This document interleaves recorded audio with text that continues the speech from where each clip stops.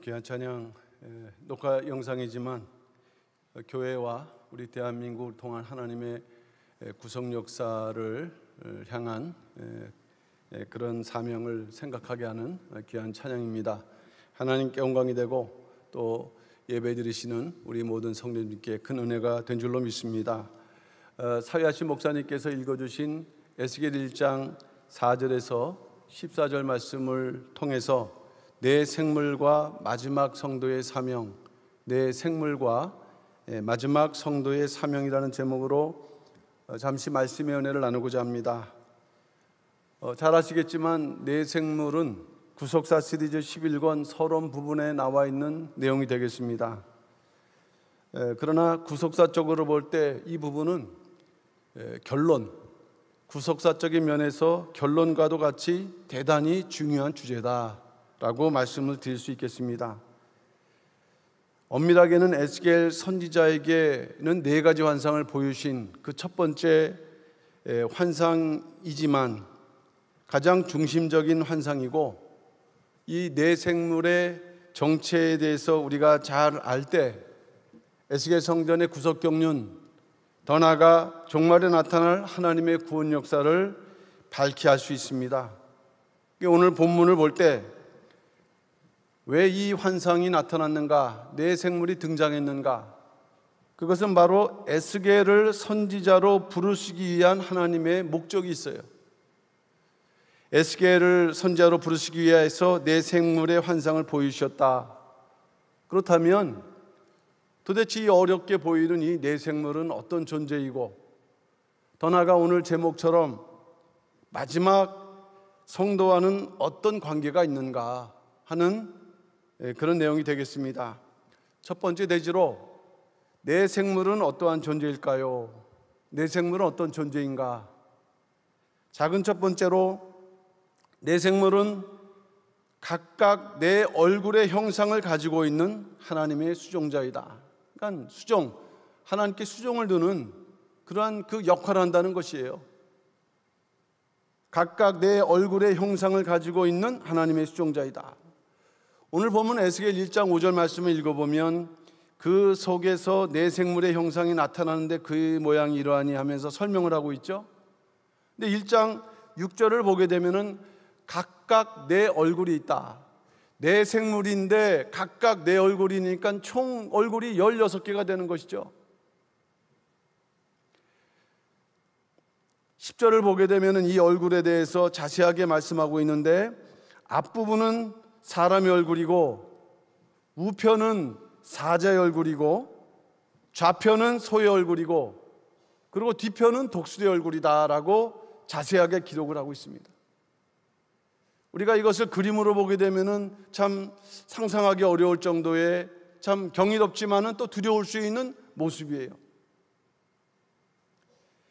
얼굴은 일반적으로 우리 신체에서 볼 때 감정을 잘 표현해주는 그런 부분이죠.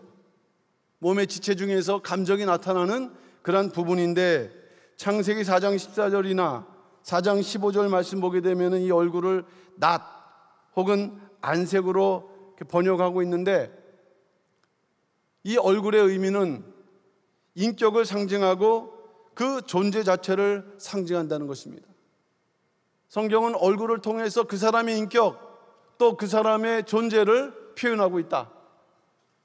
그러니까 이 영물에 네 가지 얼굴이 있다는 것은 네 가지 인격 혹은 네 가지 하나님의 속성을 말씀하고 있습니다. 오늘 보면 12절 말씀 보면 네 생물은 철저히 하나님을 따르며 받드는 수종자리라고 증거하는 것은 에스겔 1장 12절 말씀이죠. 신이 어느 편으로 가려면 그 생물들이 그대로 가되 돌이키지 아니하고 일제히 앞으로 곧게 행하며, 하나님과 이 네 생물의 관계를 말씀해 주고 있는 것이에요. 하나님의 명령에 오차 없이 철저하게 순종하고 있는 모습을 보여주고 있습니다. 그러므로 결국 네 생물, 그 네 얼굴, 하나님의 다양한 성품과 속성을 표현하는 것입니다. 네 생물의 특징을 설명하는 것이 아니라 그들이 하나님을 호위하면서 하나님의 네 가지 성품을 이렇게 얼굴로 보여주고 있다. 작은 두 번째로 내 생물은 그룹이라는 또 다른 이름으로 불려주고 있다. 내 생물의 다른 이름은 그룹입니다.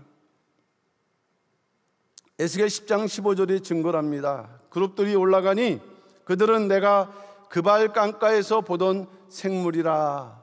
그러니까 그룹이 꼬로 생물이다.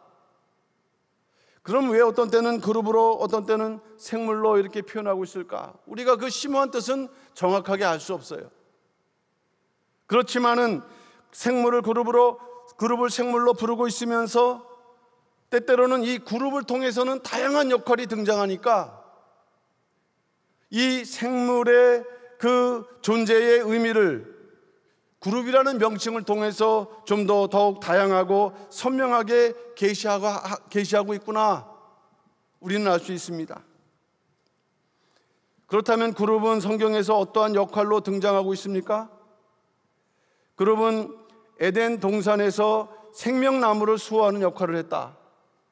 에덴 동산에서 생명나무를 수호하는 역할을 했다고 창세기 3장 24절은 말씀을 하고 있습니다.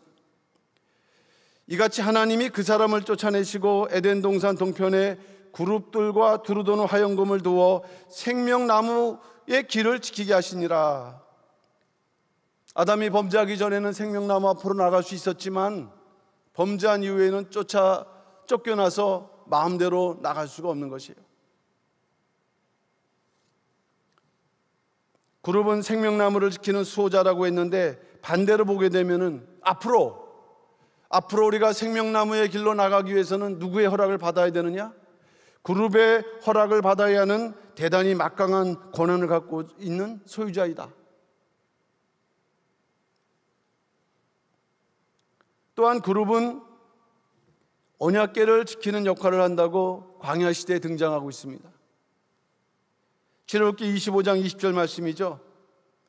그룹들은 그 날개를 높이 펴서 그 날개로 속죄소를 덮으며 그 얼굴을 서로 대하여 속죄소를 향하게 하고, 이제 광야에서 성막을 짓고 지성소에 있는 언약궤를 만드는데 그 언약궤 위에 그 속죄소 그 위에 이 두 그룹이 날개를 이렇게 서로 얼굴을 대하면서 날개로 속죄소를 이렇게 가리우는 그러한 형상을 지니고 있습니다.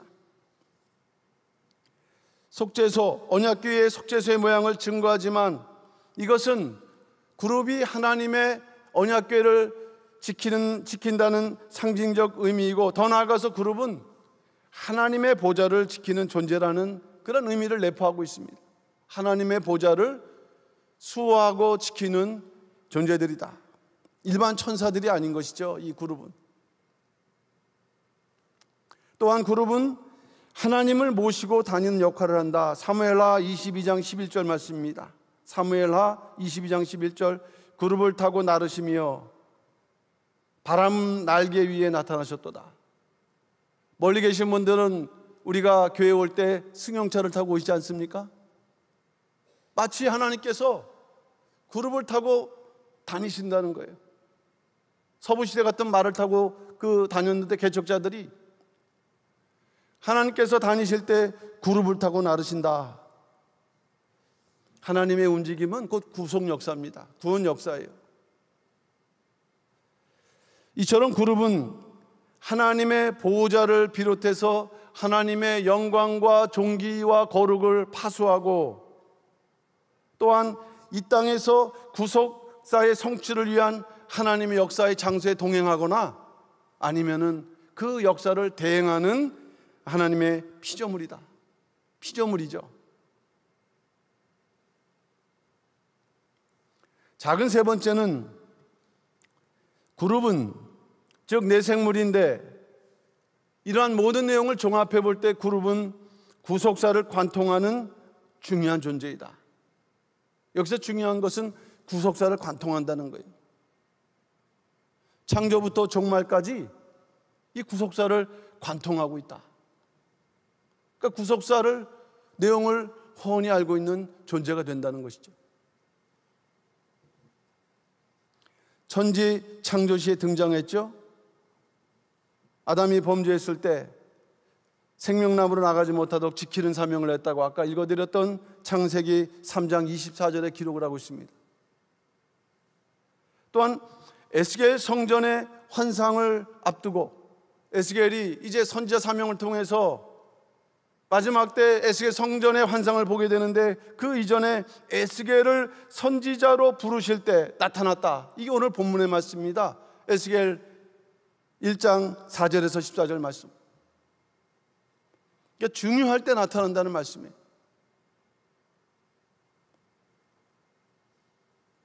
그리고 마지막으로 구속경륜의 완성을 상징하는 천상 보좌의 계시에서 보좌 가운데와 주위에 등장하고 있다. 참 어렵고 중요한 말씀이죠. 하나님의 천상 보좌에 대한 그 계시가 나타나는데 그룹이 등장하는데 놀랍게도 이 그룹이 하나님의 보좌 가운데 또 보좌 주위에 있다라고 기록을 하고 있어요. 요한계시록 4장 6절 말씀입니다. 보좌 앞에 수정과 같은 유리바다가 있고 보좌 가운데와 보좌 주위에 네 생물이 있는데 앞뒤에 눈이 가득하더라. 보좌는 하나님이 앉아 계신 곳이. 이 단상에도 목사님이 앉는 그런 그 의자가 있지 않습니까? 청소할지언정 우리 성도님들이 앉기가 두려운 자리예요. 그 하나님의 앉아 계신 그곳에 그룹이 있다. 이건 참 어려운, 참 심오한 하나님의 그 말씀의 뜻인데 이것은 바로 내 생물이 실제로 보좌에 앉아 있다는 것을 말씀하는 것이 아니라 주님의 초림과 재림에 나타날 구속경륜의 모습을 함축하고 있는 말씀이다. 예수님께서 내 생물의 형상으로 오신 것처럼 마지막 때도 동일한 역사가 있을 것임을 예피하는 말씀이라고 하겠습니다. 이처럼 내 생물은 창세기부터 요한계시록까지 하나님의 구속사를 관통하면서 대단히 중요한 순간순간에 등장하는 존재입니다. 그러니까 마지막 성도는 이제 생명나무를 향해서 나가는 자들이에요. 구체적으로 말씀드리면 새 예루살렘 성으로 나아가는 그런 준비를 하고 있고 나가는 그러한 그 위치에 있는 자들입니다. 근데 그 길목을 지킨다 그랬어요. 그래서 성경에 나타난 이 그룹의 정체에 대해서 올바로 깨달을 수 있도록 구속사 시리즈 11권 서론에 그게 기록되어 있다. 그렇다면 에스겔 선지자가 소명을 받기 직전 내 생물의 환상을 보여주신 이유는 무엇일까요? 두 번째 대지로 내 생물과 에스겔 선지자의 소명입니다. 내 생물과 에스겔 선지자의 소명. 작은 첫 번째는 내 생물의 환상은 에스겔을 선지자로 소명하기 위한 하나님의 섭리였습니다. 에스겔에게만 보이신 거예요. 이스라엘 그 많은 백성들 가운데 에스겔을 그발강가로 부르시고 에스겔에만 그 환상을 보이셨는데, 그렇다면 많은 환상 가운데 왜 하나님께서는 첫 번째로 내 생물의 환상을 보이셨을까요? 바로 에스겔을 선지자로 소명하기 위해서. 에스겔 2장 1절 말씀을 읽어보면 그가 내게 이르시되 인자야 일어서라, 인자야 일어서라, 내가 내게 말하리라 하시며. 에스겔은 제사장이죠. 사실 선지자로서 역할을 할 수 있지만은 그러나 제사장의 역할을 하는 자였어요. 그 나이가 30세니까 이제 정식적으로 이렇게 제사장의 사명을 감당할 시기였어요. 하나님은 에스겔을 또한 선지자로 부르시는데 먼저 내 생물의 환상을 보이셨다. 그것은 바로 에스겔을 선지자로 세우시기 위한 명령이고 하나님의 섭니다. 에스겔 2장 5절이 증거합니다. 그들은 패역한 족속이라 듣든지 아니 듣든지 그들 가운데 선지자가 있은 줄을 알지니라. 하나님 입장에서는 하나님의 이제 거대한 뜻을 실행하고 그 뜻을 밝힐 선지자가 필요했는데 에스겔을 부르신 거예요. 자, 그러면 왜 내생물의 환상을 보여주셨을까요? 작은 두 번째는 내생물의 내 얼굴은 에스겔이 선지자로 감당해야 할 사명이자 선지자로서 갖춰야 할 네 가지 자격 조건을 상징을 하고 있습니다. 다시 말씀드리면 에스겔이 선지자로 감당해야 될 네 가지 사명, 또 에스겔이 선지자가 되기 위해서 갖춰야 될 네 가지 자격 조건을 그 얼굴을 통해서 메시지를 전하고 계시다는 말씀이죠. 첫 번째는 사람의 형상입니다. 선지자로서 지혜를 갖춰야 된다는 말씀이었어요. 네가 내 선지자가 되어야 되는데 이 사명 감당하기 위해서는 지혜가 있어야 되겠다. 사람의 형상은 지혜를 상징하기 때문입니다. 잠언서 9장 10절 여호와를 경외하는 것이 지혜의 근본이요, 결국 지혜는 하나님을 경외하는 것을 말씀하죠. 그러므로 무엇보다도 하나님께서는 에스겔에게 선지자가 되기 위해서, 그 사명을 감당하기 위해서 온전히 하나님을 경외할 것을 요청하고 계시는 거예요. 요구하시는 것이고 명령하시는 말씀입니다. 경외는 신령한 두려움이라고 합니다. 신령한 두려움. 우리가 교회 와서, 이 성전에 들어와서 말이나 행동이나 경거망동하지 않지 않습니까? 왜? 하나님의 전이기 때문에, 하나님께서 보신다는 그런 두려운 마음이 있기 때문이에요. 그게 바로 경외심이죠. 그럼 믿지 않는 사람들은 여기가 성전인지 몰라요. 바로 그러한 두려운 마음.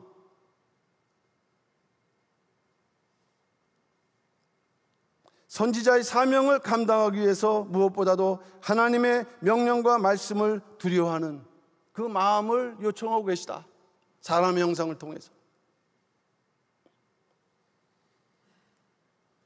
에스겔은 선지자로 부르심을 받은 이후에 무려 17가지 행동 예언을 실행하였습니다.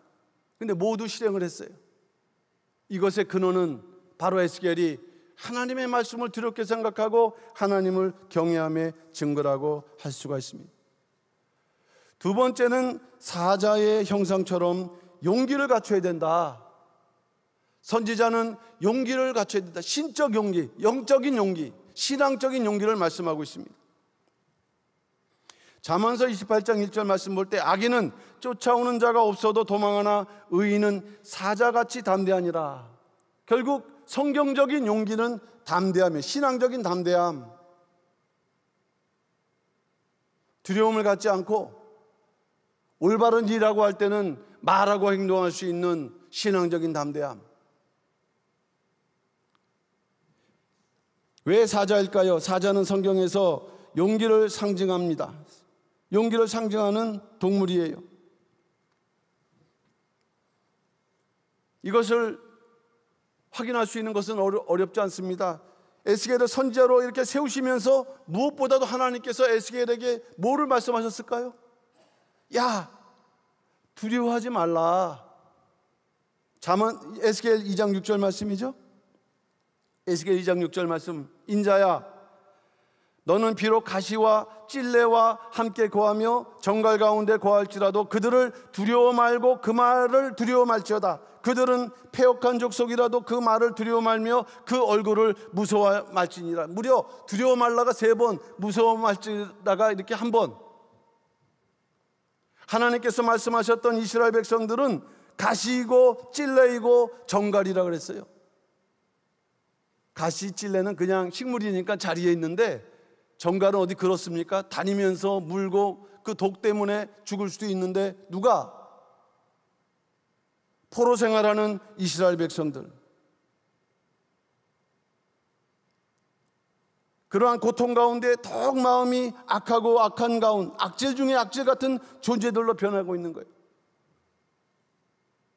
회개할 여지가 없는, 신앙적으로는 그야말로 막바지에 이른 막장 같은 그러한 존재들, 그들을 대하면서 두려워 말라. 하나님께서는 이들에게 예루살렘의 멸망을 선포하라는 명령을 하셨어요.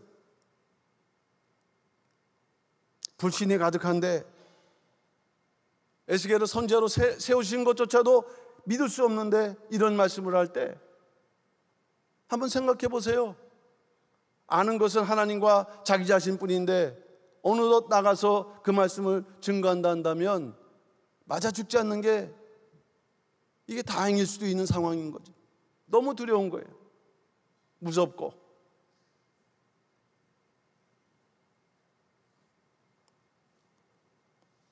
이러한 사명을 감당하기 위해서 너는 사자 같은 용기와 담대함이 있어야 된다.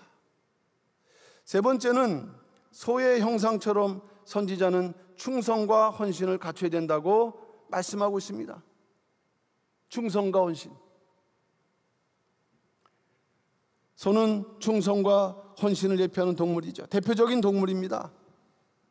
수레나 쟁기를 끌면서 이렇게 농사일을 돕다가도 죽으면은 뿔부터 그 모든 부분에 이르기까지 빠짐없이 다 사람들에게 유익하게 바쳐질 수 있는 그러한 유일한 동물.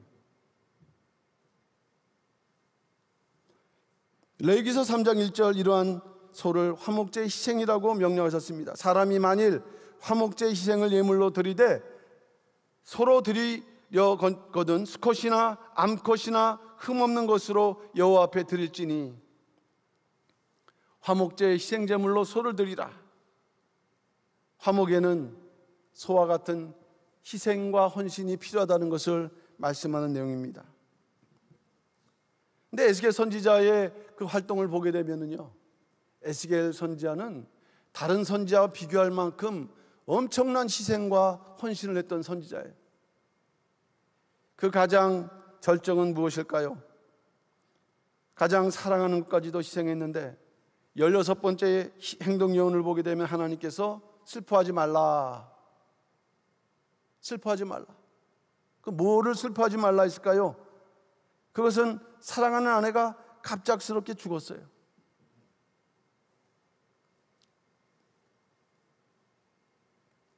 에스겔을 이해해 준 사람은 어떻게 보면 아내 하나일 텐데 30대에 그 사랑하는 아내가 갑작스럽게 죽었는데도 하나님은 슬퍼하지 말라. 아니, 슬퍼할 수 있는 자유도 없는가? 우리가 생각할 수 있지 않습니까? 여기에는 뜻이 있었기 때문에.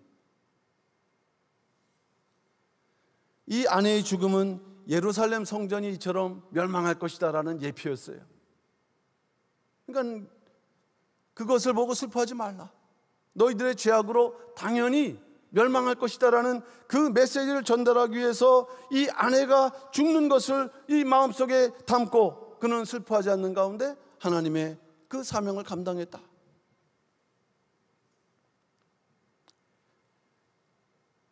마지막 네 번째는 독수리 형상. 선지자는 신속해야 된다. 신속함을 갖춰야 된다. 욥기서 9장 26절 말씀이죠. 그 지나가는 것이 빠른 배 같고 움킬 것에 날아내리는 독수리와도 같구나. 독수리는 새 중에서 가장 왕이지만은 그 위에서 그 먹이를 채기 위해서 날아내릴 때는 아마 가장 빠른 그러한 그 조류가 될 수 있습니다. 에스겔 선지자는 주전 593년에 선지자로 부르심을 받으면서 주전 586년 예루살렘 멸망할 때까지 7년 동안 무려 17개의 행동예언을 실행했는데, 이 행동예언을 우리가 구속사 시리즈 11권에서 보게 되면 하나하나가 이해하기가 어려운 내용들이 많아요. 그것을 깨닫지도 못하고 행할 수 있는 그 어려운 것들, 하나님께서 17개 행동예언을 명령하셨을 때 만일 에스겔이 두려워하거나 또는 게으르거나 의심하거나 머뭇머뭇거리거나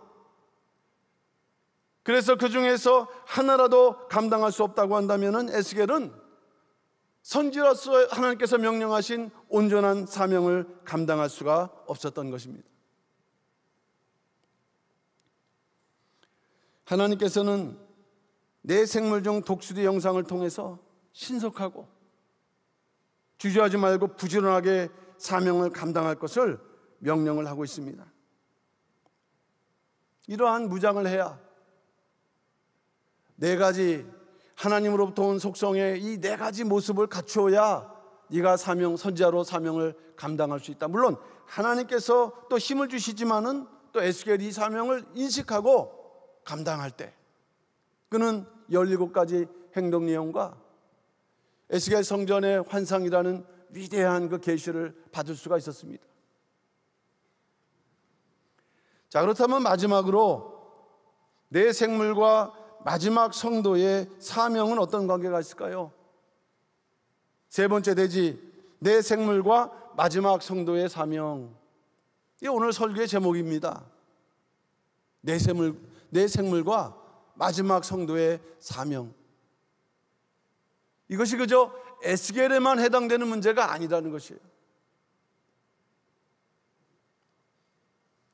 내 생물의 내 얼굴은 에스겔이 선지자로서 갖춰야 될 자격 조건을 전달하는 하나의 도구이자 방편이라고 했다고 한다면은 이 내 생물의 내 얼굴은 마지막 성도에게 있어서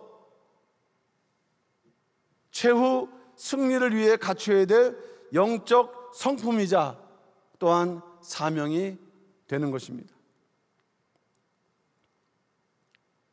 에스겔 선지자는 그 사명, 선지자의 사명을 온전히 감당함으로 에스겔 40장에서 48장에 이르는 에스겔 성전의 환상을 그가 목도할 수가 있었어요. 마찬가지로 에스겔 성전의 청사진이 되는 새 예루살렘 성에 들어가야 되는 우리 마지막 성도들, 거저 들어가는 것이 아닙니다. 지난번에도 설교했지만은 들어가기 전에 큰 환란이라는 강을 건너야 돼요. 무시무시한 강을 건너야 된다. 그렇게 되기 위해서 우리는 네 가지 자격을 갖춰야 된다. 그래야 새 예루살렘 성에 들어갈 수가 있다. 그렇다면 내 생물의 내 형상이 요구하는 마지막 성도의 사명은 무엇인가? 그 작은 첫 번째는 마지막 성도에게는 지혜가 있어야 된다. 사람의 형상이죠. 지혜는 사람의 형상. 창세기 1장 26절 말씀 보게 되면은 사람은 하나님의 형상대로 창조됐다고 말씀했어요. 이 사람의 그 근본, 하나님의 형상대로 지음받은 존재이기 때문에 근본 사람은 범죄하기 전에는 하나님의 지혜를 소유하고 있는 존재죠. 근데 아담이 범죄했고, 그래서 그 지혜와 지식이 새로워져야 될 것을 골로새서 3장 10절은 말씀을 하고 있습니다. 새 사람을 입었으니 이는 자기를 창조하신 자의 형상을 조차 지식에까지 새롭게 하심을 받는 자니라. 우리가 예수 그리스도를 통해서 새롭게 될 때 그것은 단순하게 구원받는 것만이 아니라 지혜와 지식이 새롭게 된다는 것을 믿으시기 바랍니다. 마지막 때 이제 10월, 11월 중순 되면은 18일 날인가요? 수능, 우리 고3 한설을 비롯해서 우리 자녀들이 이제 수능을 치르거든요. 지혜와 지식을 총동원을 해야 되는 거예요.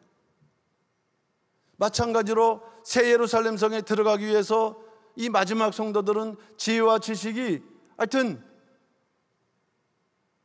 최고로 우리가 그 지혜와 지식을 갖춰야 된다. 아까 말씀드렸던 대로 이 지혜는 하나님의 경외함이지만 잠언서 9장 10절 말씀 보면 한 가지를 더 말씀하는데 여호와를 경외하는 것이 지혜의 근본이요 거룩하신 자를 아는 것이 명철이니라. 마지막 성도에게 지혜는 무엇입니까? 명철은 무엇입니까? 거룩하신 자를 아는 것이라고 그랬어요. 거룩하신 자를 아는 것. 이러한 신령한 알미 없으면은 믿음이 설 수가 없고, 믿음이 없으면 어떤 환난에서 승리할 수가 없는 것입니다. 하나님의 그 구속 경륜을 알지 못하고서 우리가 어떻게 영적 싸움을 한다고 할 수 있겠습니까? 그러니까 지혜가 있어야 된다. 하나님의 그 역사심의 그것을 이렇게 꿰뚫을 수 있는 영적인 지혜가 있어야 된다.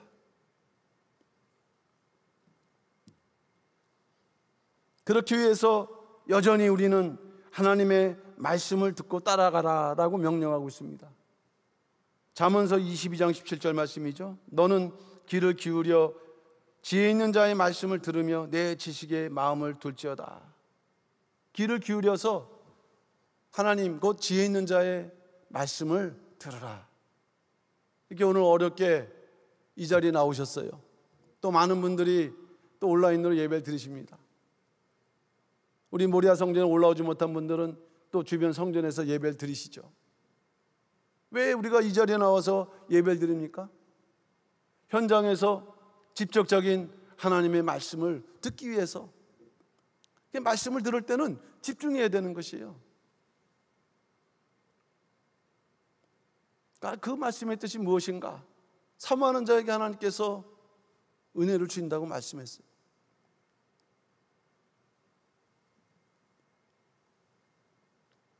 작은 두 번째, 마지막 성도는 용기가 있어야 된다 그랬어요. 용기. 우리에게도 용기가 필요하다. 이것은 사자 형상이죠. 사자는 모든 짐승 중 또한 강한 동물이라고 말씀하고 있습니다. 잠언서 30장 30절 말씀이죠. 곧 짐승 중에 가장 강하여 아무 짐승 앞에서도 물러가지 아니하는 사자와라고 말씀했어요.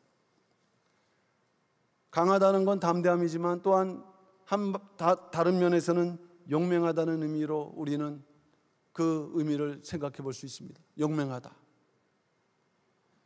구약 이스라엘 역사에서 적그리스도의 상징인 안티오코스 4세 에피파네스의 그 공포 정치 그 하에서 많은 사람들이 배교하고 변절하는데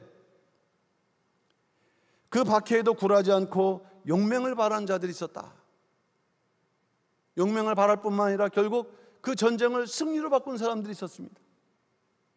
다니엘서 11장 32절 말씀이죠. 그가 또 언약을 배반하고 악행하는 자를 게을로 타락시킬 것이나 오직 자기의 하나님을 아는 백성은 강하여 용맹을 발하리라. 지혜가 하나님을 아는 것인데 지혜 있는 자가 또 뭘 발할 수 있습니까? 용맹을 발할 수 있는 거예요. 두렵다고 해서 우리가 신앙을 저버렸어는, 신앙의 양심을 저버렸어는 안 된다. 이런 때가 온다는 것이에요. 근데 마지막 때 분명히 누차 말씀드리지만 새 예루살렘 성 입성하기 전에 극심한 큰 환란이 닥친다 예언할 때 우리가 그 하나님의 뜻을 알지 못하면 생명을 유지하기 위해서 자기가 그동안 지켜왔던 신앙을 버리는 그러한 순간이 반드시 온다. 그러나 그러한 환란 때에도 사자같이 강해서 하나님의 믿음을 지키는 용맹을 바라는 우리 모든 평강의 성도들 되시기를 주님의 이름으로 축원합니다. 요한복음 16장 33절 세상에서는 너희가 환난을 당하나 담대하라 내가 세상을 이겼노라 하시니라. 이건 십자가를 몇 시간 앞두고 제자들에게 하신 주님의 말씀이죠. 주님이 하실 수 있는 말씀이지만 우리가 주님을 따라간다고 할 때 환난이 닥쳐오고 있습니다. 어떤 모양으로든 간에 우리가 괴로워요. 마음이 무거워요. 앞이 잘 보이지 않을 때가 있습니다. 신앙생활 한다고 해서 늘 만사형통인 것은 아니에요. 그러나 그런 환난 가운데에서도 담대하라 라고 말씀하신 그 주님 말씀대로 담대한 우리가 되어야 된다. 작은 세 번째 마지막 성도는 충성과 헌신이 있어야 합니다. 충성과 헌신, 이것은 소의 형상이죠. 말씀드렸던 대로 소는 주인을 위해서 모든 것을 다 바치는 동물이라고 그랬어요. 그 대표적인 동물이 바로 벳세메스의 두 암소, 사무엘상 6장 10절 말씀이죠. 그 사람들이 그같이 하여 젖나는 소 둘을 끌어다가 수레를 메우고 송아지들은 집에 가두고, 이 젖나는 소니까 이것은 숫소가 아니라 암소죠.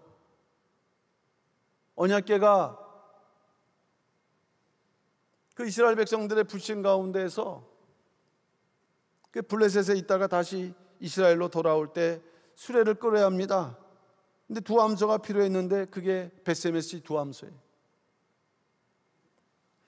그러니까 젖난다고 하니까는 이 송아지들이 이제 갓 태어나갖고 그저 엄마의 젖만 이렇게 물고 있는, 그러나 그 소를 이렇게 끌어다가 이제 송아지들은 이렇게 가두고서 이렇게 그 수레를 메고 갈 때 이 아무리 소가 우직하다 할지언정 그 새끼들의 그 울음소리를 그 마다하고 갈 수 있다는 거, 이거는 우리들에게도 충성됨의 모습을 보여주는 그런 충성스러운 모습이라고 할 수가 있겠습니다.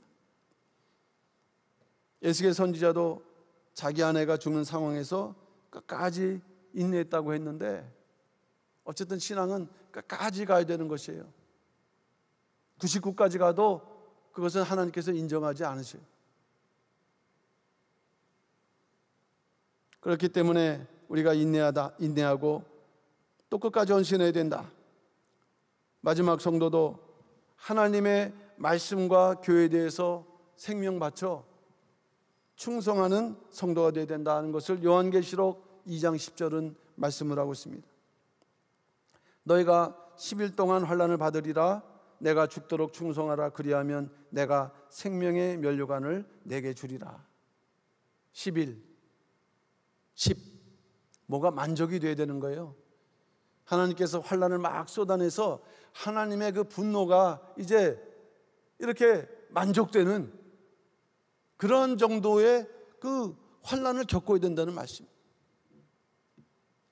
마지막 네 번째로, 마지막 성도에게는 민첩함이 있어야 된다. 민첩함. 독수리 형상이죠. 마지막 형상입니다. 독수리는 알새고 재빠른 새라고 했는데 이것은 신속성이죠. 성경적으로 민첩함인데 바로 다니엘이 민첩한 대표적인 인물입니다. 다니엘서 6장 3절. 다니엘은 마음이 민첩하여 총리들과 방백들 위에 뛰어남으로. 다니엘은 영성도 뛰어났지만 그 세상에서도 인정을 받았어요. 민첩해서. 민첩할 민, 빠를 첩, 능란하고 재빠름, 재빠르고 날렘, 명철. 원로 목사님께서 이 다니엘서 6장 말씀하실 때 이렇게 이 민첩함에 대해서 이렇게 정의를 내려주셨죠. 총리로서 왕의 명령이 떨어지면 바로 행할 수 있는, 무대포가 아니에요. 그저 바로 행하는 그게 아닙니다. 뛰어나다. 그만큼 깊이 생각하고 늘 대비하고 있는 증거예요. 항상 깨어있는 증거입니다. 가볍게 빨리 움직이는 게 대수가 아닙니다. 깊이 생각하되 늘 준비함으로 방향만 잡을 수 있는, 그래서 결정되면 바로 나갈 수 있는, 늘 깨어있는 그 다니엘을 성경은 민첩하다고 말씀했어요. 마지막 성도도 민첩하게 움직이기 위해서 늘 깨어있어야 된다. 누가복음 21장 36절 말씀이죠. 이러므로 너희는 장차올 이 모든 일을 능히 피하고 인자 앞에 서도록 항상 기도하며 깨어있으라 하시니라. 이 모르는 말씀 아니지만 항상 깨어있어라. 기도할 수 있어야 되고 또 항상 교회에 대해서 마음이 열려 있어야 되고, 민첩은 분명 빠르게 움직이는 것이지만 늘 깨어 준비할 때 가능한 일이라고 한다면 교회를 위해서, 말씀의 뜻을 위해서 항상 깨어 기도하고, 그래서 명령이 있을 때 바로 움직일 수 있는 우리 모든 평강의 성도들 다 되시기를 주님의 이름으로 축원합니다. 결론적으로 말씀드립니다. 에스겔을 선지자로 소명하기 위해서 이 네 가지 네 생물의 그 네 가지 네 형상을 보이셨는데, 이것은 결국 마지막 성도들이 나가야 될 길이기도 하고 갖춰야 될 조건들입니다. 또 큰 나라를 이룰 때 반드시 필요한 조건들이에요. 우리가 돌아봐야 될 그런 조건들입니다. 네 가지 중에 내가 뭐가 부족한가? 사람의 형상으로서의 지혜, 내가 거룩하신 자를 올바로 알고 깨닫고 있는가? 사자 형상으로서의 용기, 올바른 것에 대해서 타협하지 않고 내가 그 길을 가고 있는가? 소의 형상으로서의 충성과 헌신, 맡겨진 일에 내가 정말 죽도록 충성하고 있는가? 나의 이익을 위해서 내가 있지는 않는가? 독수리의 형상으로서의 민첩함, 항상 깨어있는 내가 기도를 하고 있는가?